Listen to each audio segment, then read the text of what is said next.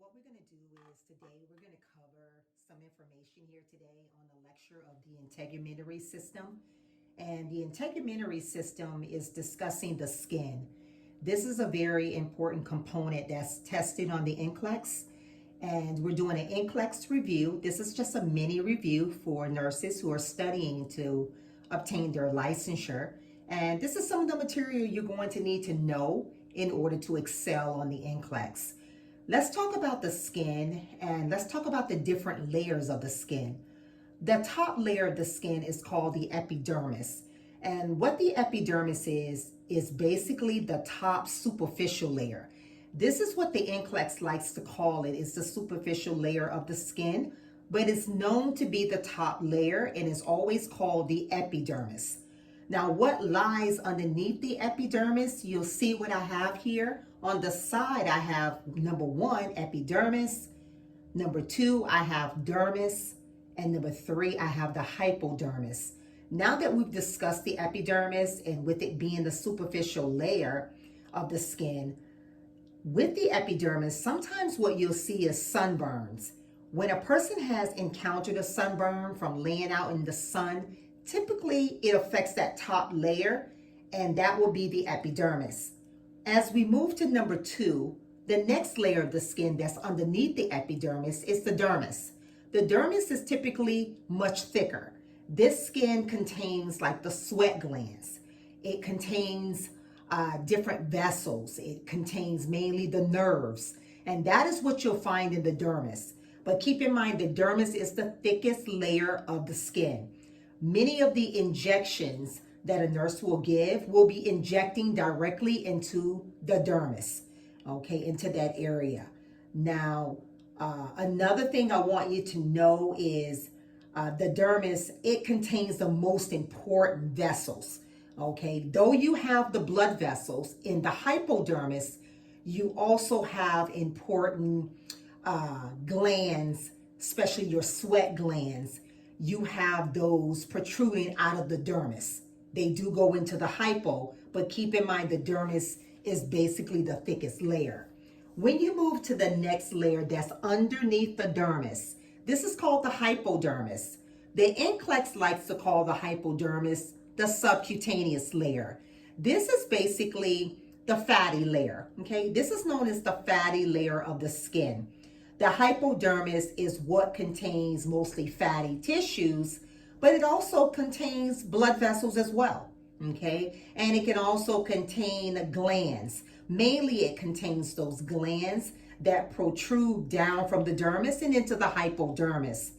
The hypodermis is typically the area where you're giving a sub-Q injection. This is where they're typically going into with the needle.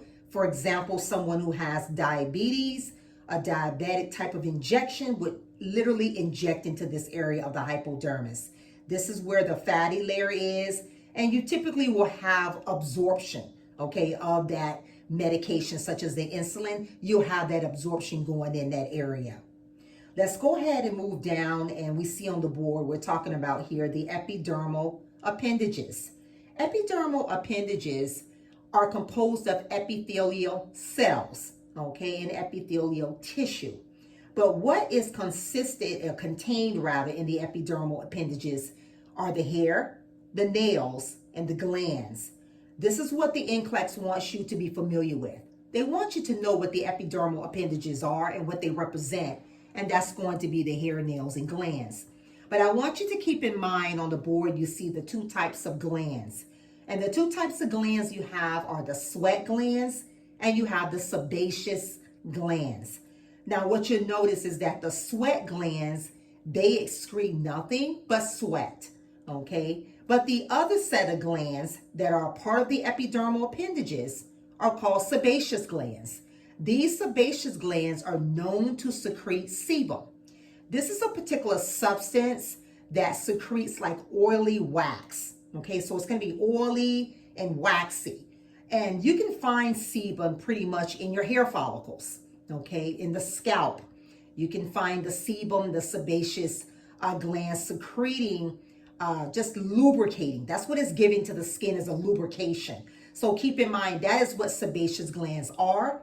And what they secrete is the sebum. So keep in mind, you just want to know that, just in case the NCLEX goes into that area.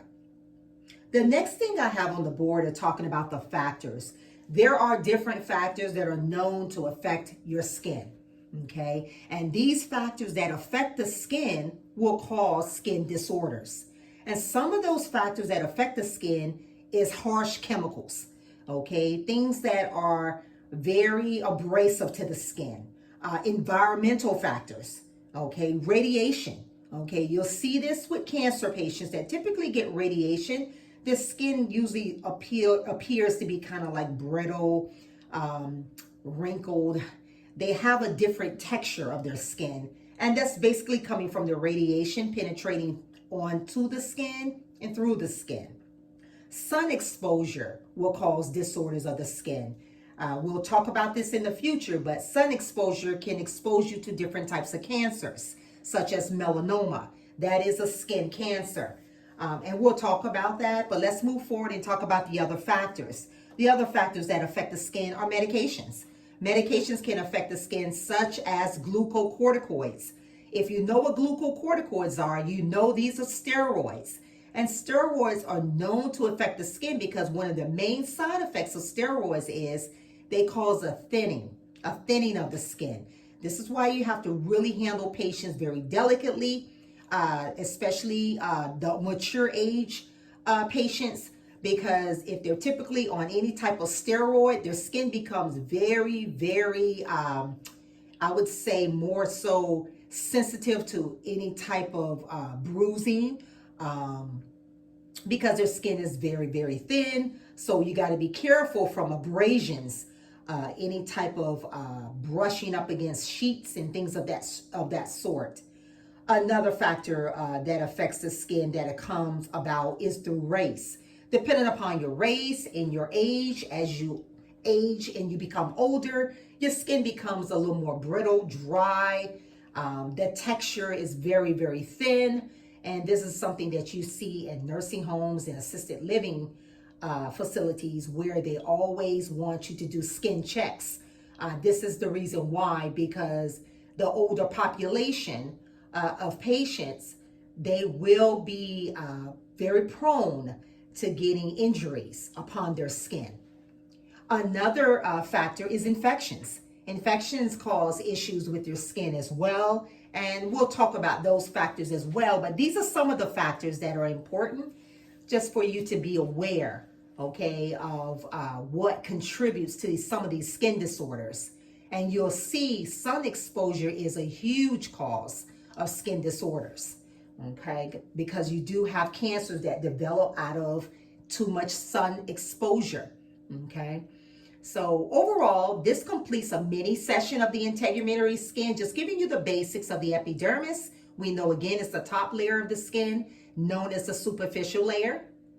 The dermis, like we stated, this is the thickest layer of the skin. This is the layer that contains mainly the sweat glands. This is the layer that has the nerves within it. Then you move into the hypodermis. We know that's known as subcutaneous fat. That is the fatty layer of the skin. The hypodermis, again, is very important because this is one of the main layers where injections go into for diabetics. Okay, so keep in mind, because that fatty layer is a part of helping absorption of the insulin. So this completes it. This presentation is with Excel Nursing, and what we do is NCLEX prep. So click on the subscribe button, and as I continue to give mini lectures, you'll continue to receive these updates, and these are aid and assist you in your studying for the NCLEX.